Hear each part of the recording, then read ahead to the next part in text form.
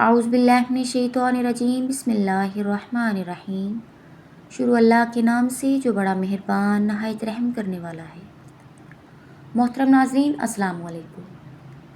ناظرین آج کی ویڈیو میں ہم آپ کو حضرت صالحہ علیہ السلام کی دعا پر پہاڑ میں سے اونٹنی کے پیدا ہونے کا واقعہ بیان کریں گے۔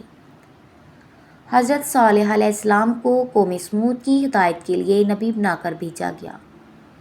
قوم سمود انتہائی خوشحال اور مضبوط لوگ تھے۔ طویل قد اور جسم انتہائی مضبوط تھے۔ وہ بستر پر بیماری کی حالت میں نہیں مرتے تھے۔ وہ تندرستی کی زندگی گزارتے تھے، چلتے پھرتے کام کرتے ہوئے ٹانگیں سیدھی کرتے تھے، ہچکی لیتے تھے اور دنیا سے رخصت ہو جاتے تھے۔ وہ بھی قوم عاد کی طرح پہاڑ کاٹ کر عمارتیں بنانے کے ماہر تھے۔ اللہ تعالیٰ نے انہیں بھیڑ بکریوں اور اونٹوں کی ریوڑیوں سے نواز رکھا تھا۔ خوشحال پتھر کے تراشے ہوئے گھر اور جسمانی مضبوطی نے ان میں تکبر پیدا کر دیا۔ تکبر اور کفر دونوں ایک ہی سکے کے دو رخ ہوتے ہیں۔ متکبر لوگ بہت جلد کافر ہو جاتے ہیں۔ اسی طرح قوم سمود کے لوگ بھی کافر، بت پرست اور مشرک ہو گئے۔ اللہ تعالیٰ نے حضرت صالح علیہ السلام کو مبعوث فرمایا۔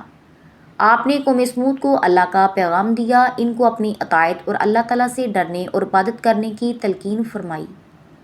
تاہم چند لوگوں نے پیروی کی اور اسلام میں داخل ہوئے، جبکہ اکثریت نے حضرت صالح علیہ السلام کو ملامت کیا۔ ان میں سے کچھ نے آپ کو پاگل قرار دیا۔ جیسے جیسے دن گزرتے گئے، قوم سمود کو خدشہ تھا کہ حضرت صالح علیہ السلام کے پیروکاروں کی تعداد بڑھ جائے گی۔ اس سے روکنے کی کوشش میں انہوں نے حضرت صالح علیہ السلام سے ایک معجزہ طلب کیا، جس سے ثابت ہو کہ واقعی وہ اللہ کے رسول ہیں۔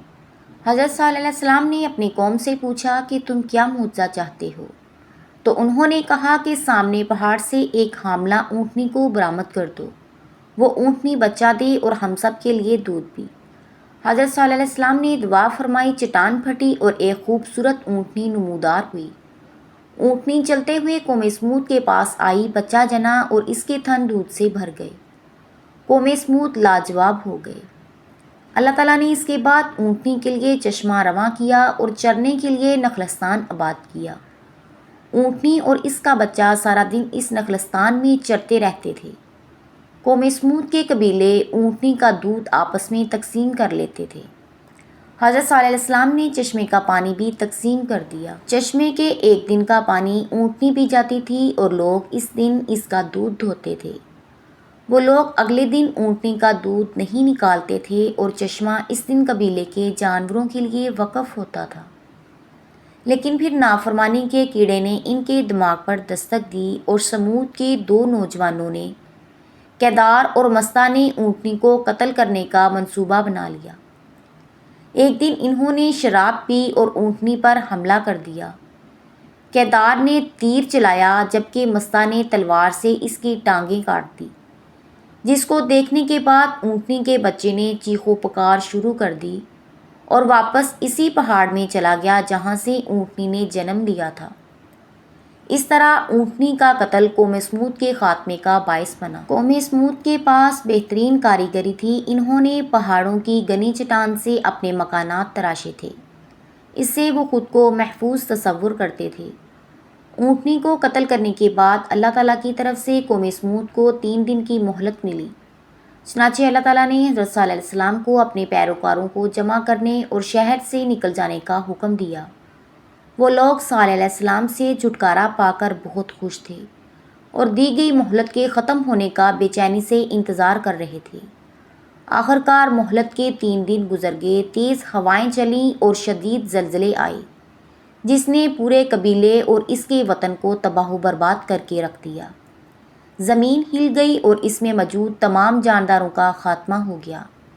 ایک چنگاڑ کی آواز اور پہاڑ ٹکڑوں میں تقسیم ہو گئے اور قوم سمود صفحہ ہستی سے مٹ گئی۔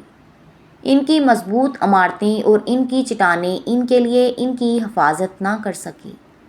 حضرت صالح علیہ السلام اپنے ساتھیوں کے ساتھ نقل مکانی کر گئے اور یوں آل سمود بھی تاریخ کے اورات میں جذب ہو گئی۔ اس کے بعد حضرت صالح علیہ السلام بھی دنیا سے کوچ کر گئے۔ آپ کا مزار سلالہ سے 200 کلومیٹر دور ناسک کے مقام پر ہے۔ یہ مزار خشک پہاڑوں کے درمیان چوٹی پر واقع ہے۔ مزار کے ساتھ چھوٹی سی مسجد کے علاوہ کچھ نہیں ہے۔ مزار کے چاروں طرف گہری کھائیاں ہیں اور کھائیوں کے بعد خشک سیاہ پہاڑ ہیں۔ سمندر وہاں سے زیادہ دور نہیں ہے۔ راستے میں ملک سبا ملکہ بلقیس کا محل بھی آتا ہے، جس جگہ حضرت صلی اللہ علیہ وسلم کی اونٹنی کا قتل ہوا تھا۔ وہ شہر کے درمیان میں واقع ہے۔ یہ ایک غار نما جگہ ہے۔ سیڑھیاں اتر کر نیچے آتے ہیں تو سامنے ایک چٹان آتی ہے اور چٹان پر اونٹنی کے پاؤں کے نشان ہیں، اور پاؤں کے نشان سے ذرا سے فاصلے پر خون کے سیاہ دھبے موجود ہیں۔ مقامی لوگوں کا کہنا ہے کہ پانی کا چشمہ اس چٹان کے دامن میں ہے۔ قوم سمود کے بدبختوں نے جب اونٹنی کو قتل کیا تو اونٹنی نے شدت غم میں چٹان پر پاؤں مارے۔ اللہ تعالیٰ نے پاؤں کے نشانات چٹان پر ثبت کر دیے اور اونٹنی کا لہو بھی قدرت نے بطور ثبوت چٹان پر درج کر دیا۔ چٹان کے دائیں ہاتھ ایک چھوٹی سی غار ہے۔ یہ غار چٹان پھٹنے کے بعد وجود میں آئی تھی۔ مقامی لوگوں کا خیال ہے کہ اونٹنی کا بچہ اس غار میں اتر گیا تھا۔ اللہ تعالیٰ ہمیں قوم سمود کی طرح کفر میں مبتلا ہونے سے بچائے اور ہمیں ہدایت کے راستے پر چلنے کی توفیق عطا فرمائے، آمین۔ اگر آپ ہمارے چینل پر نئے ہیں تو ہمارے چینل کو سبسکرائب کریں اور ساتھ بیل آئیکن کو بھی پریس کر دیں تاکہ آنے والی تمام ویڈیوز کا نوٹیفیکیشن بآسانی آپ تک پہنچ سکے۔ اللہ تعالیٰ آپ سب کا حامی و ناصر ہو۔ اللہ حافظ۔